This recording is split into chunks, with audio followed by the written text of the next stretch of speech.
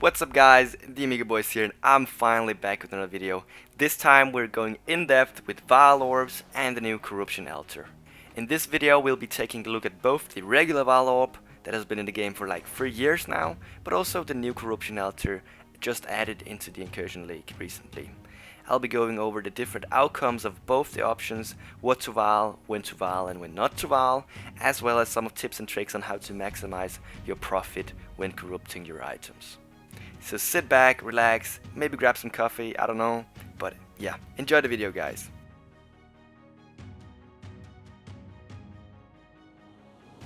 First we have the Vaal Orb. The Vaal Orb is a currency item similar to Chaos and Exalted Orbs, which means that it can be obtained as a drop through almost anything in the game. The Vaal Orb is a good example of what this game is all about, RNG. Because the Vaal Orb can do a lot of different things depending on what gear you use it on, but also depending on your luck. So while your items can be improved drastically and made a lot more valuable by using Vaal Orbs on them, they can also be made a lot worse and even bricked, as the community would say it. As I said earlier, the Vaal Orb outcomes depend on what type of item you use it on. But let's start with what can it do if you use it on a piece of equipment. When using your Vaal Orb on, for example, your helmet, there are generally 4 outcomes that can happen. You can get the good one, which people are chasing for, which is the special Vaal Implicit, which adds a special Vaal Implicit to the item, but rewrites the existing one. So if, for example, you didn't really want to use this if you had a Harbinger bow, for example. The second thing it can do is it can change your sockets on your existing item to white, with changing more sockets being rarer than changing one. The third outcome is that the item can be changed into a random rare item with random stats, which is generally what the community calls bricking an item. This is generally the outcome people fear when valing their items, because imagining making your headhunter into a rare belt, well, if it happened to me, it would at least hurt my soul quite a bit. And the fourth outcome, which is kind of not even an outcome because nothing happens. Well, if this happens, the item will just be corrupted, which means you cannot modify it more, but yeah, apart from that, nothing really happens.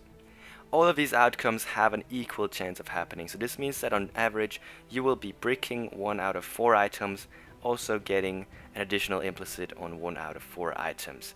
And if the items do not have sockets, which means it cannot roll a white socket, the chance will not be 1 in 3, but instead just increase the chance of nothing happening from 25% to 50%.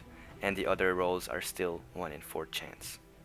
So these are the 4 general outcomes can happen when you Vaal an item, because while I did say there was only 4, there's actually a 5th one on some items, because some items do have a special version or unique item that they can turn into when you're Vaaling them. Examples of this could, for example, be Malachi's Vision, Blood of Corruption, and the different corruption jewels that can only be obtained through Vaaling a specific item or type of item to obtain it. So now we have gone over what the Vaal Orb does when you Vaal equipment and gear pieces such as helmets, rings, amulets, etc. But Vaal Orbs can also be used on other types of items, for example maps. When you're Vaaling maps, there's, just like Vaaling equipment, 4 different outcomes that can happen to the map you're Vaaled. Firstly, using the Vaal Orb can make the map a tier higher. This means that if you were to Vaal a tier 15 map, it would then turn into a tier 16 Guardian map instead.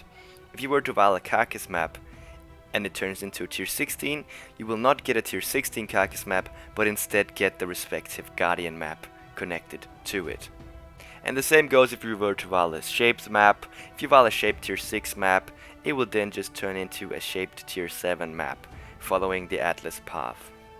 The next thing that can happen is that the map can be rerolled to a rare with up to 8 mods. This is generally a good thing, because you get even more quantity, but can also suck if you, for example, are running an elemental build and get elemental reflect, because now the map is corrupted and you cannot change it, but will actually have maybe to sell the map instead of running it.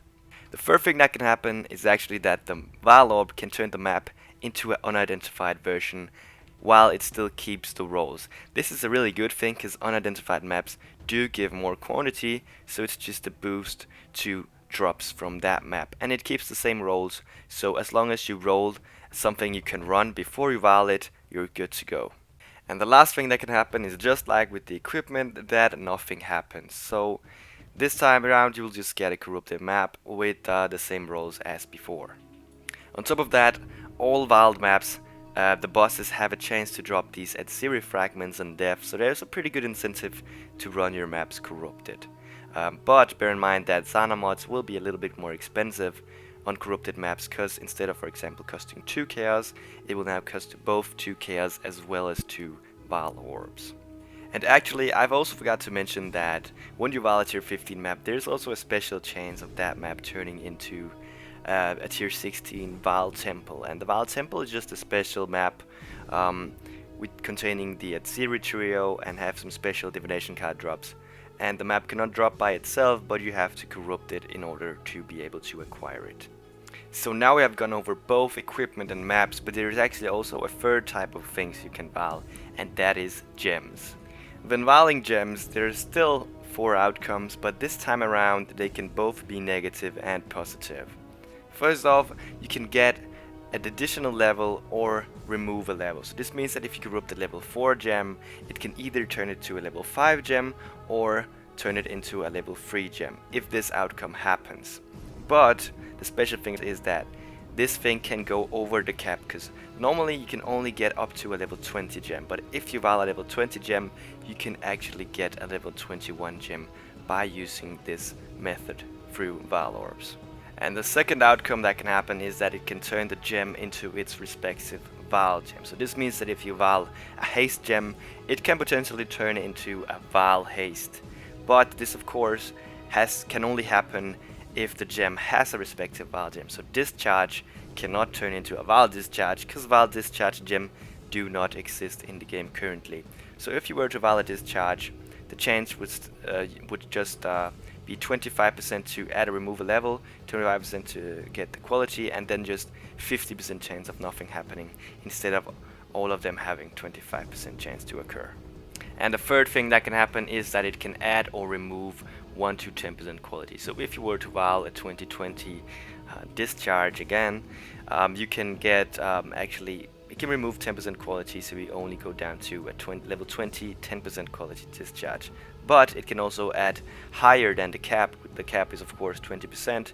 It can add up to 23% quality. It cannot add more than 3% over max, but still it's over the max, so you can't really complain. And of course, just like all the other types of things you can Vaal, there's always a 25% chance of nothing happening. But there we go, that was all about the Vaal Orb. But don't worry, we're not finished yet, because in Incursion League we got introduced with another way of corrupting our items.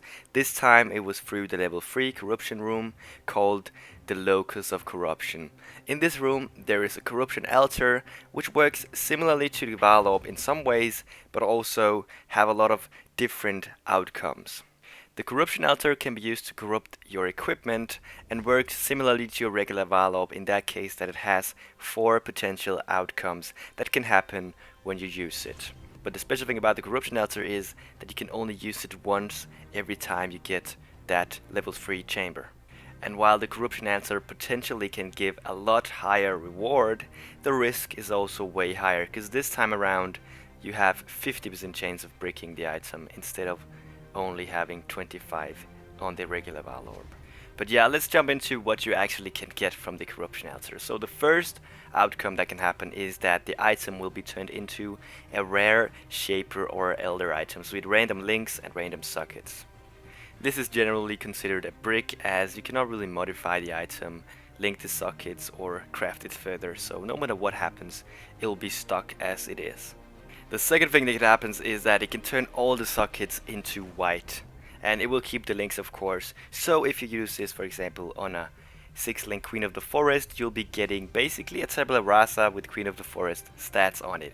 This is of course really nice if you are playing a build that needs a lot of off colors. So instead of using thousands of chromatics to get 6 off colors on your chest piece, you can just get this corruption and get 6 white colors, and it's also much easier and more handy if you were to swap out gems for boss fights, etc. So the third outcome here is what people generally use the corruption altar for, because instead of the Vaal Orb that normally can give only 1 implicit, This time around, the Corruption Altar can actually give 2 implicits. This means that you potentially actually will be able to get, for example, +1 arrow and +1 chain on a Rigmarole quiver. However, the chances of course will be really low to do so.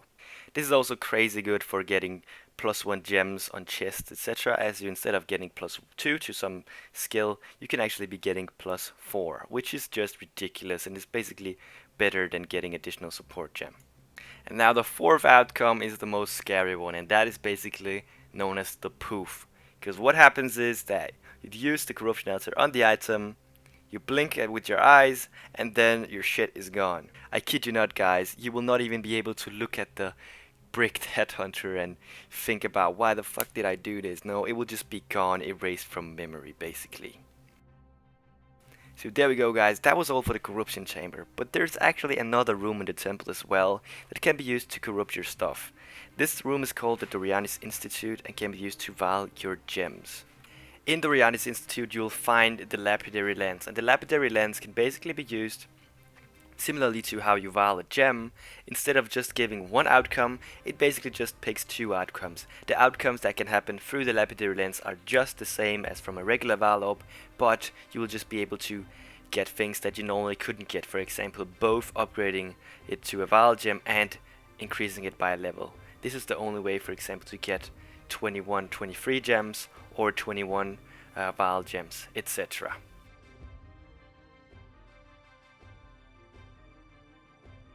But yeah, guys, now that we have talked about all the different outcomes and different methods of corrupting your items, I'd like to talk to you guys about some tips and tricks when vaaling your stuff as well.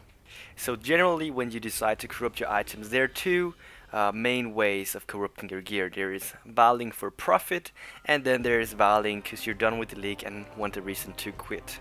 When vaaling items for profit, you generally look for specific valuable mods that sell for a ton of currency on items. The main focus here is vaaling unique items, as the people that look for rare items generally won't have the specific corruption included in their search. So while the corruption might benefit their build, since your item is listed for a higher price due to the corruption, it will be at the bottom of the page and will be harder for customers to find and harder to sell.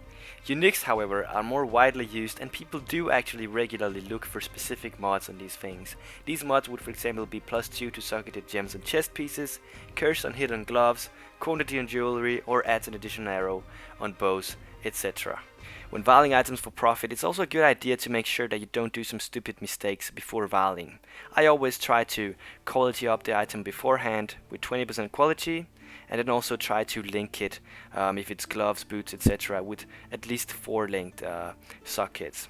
If you're vaaling a cheap item like a pair of Tomb Fists with 1 socket for 1 chaos, you might want to not use fuses, as fuses are pretty expensive and they could easily make you cost 5 to 6 chaos per pair instead of 1 chaos.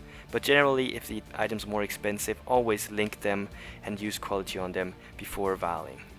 And if rolls are crucial to the value of the item, don't vaal a shitty roll. The first thing I recommend doing when vaaling items for sale is looking for a specific item to vaal. I would not recommend buying items that are too expensive for you, but rather recommend items that you can afford buying multiple pairs of, because chances are you're not going to get what you're looking for in your first Vaal Orb. The bases I'd recommend looking out for would be the items that benefit from most of the corruptions, so I'd not recommend vaaling a Chaos Heart, for example, as the many +2 to gem rolls won't benefit builds at all, since it doesn't have any sockets. The next thing I'd recommend doing is actually calculating the average chance and average cost of getting your specific mod you are looking for. This is so you kind of have an idea of how much it will take for you to break even, because some mods are way rarer than others. An example of that could be the +1 arrow or chain on quivers.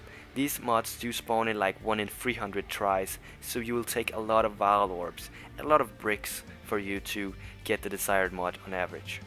If you instead are vaaling because you're done with the league and want a reason to quit, I'd instead highly recommend using the Corruption Altar. This is because you have a higher chance of breaking your item, and if you want a reason to quit, why not go for the biggest chance, because we all know you actually want it. And then you come back with a fresh start, with a fresh economy, and also there's a chance of the item even disappearing, so you won't have that memory and ever remember that you were so stupid to value Headhunter ever again, because it will be gone from your mind before you know it. But yeah, guys, jokes aside, let's wrap it up with when should you Vaal and when shouldn't you Vaal your item. I would not recommend Vaaling items that you're using, especially not rares, because rare items are a lot harder to rebuy and you might even have to pay double the price of what you paid when you got the item the first time. Instead, I recommend Vaaling uniques that are highly sought after and have a good chance of actually making profit. So do your research before and you should be good to go. But yeah, guys, I think that was all for this video. I hope you guys really enjoyed the video, even though it might have been a little long. If you have any questions whatsoever, leave them down below and I'll try my best to answer them as soon as possible. And if you want to check out some of my other content, you can take a look at my channel. I try my best to upload videos whenever I have time. So I hope you guys had a wonderful day and peace out.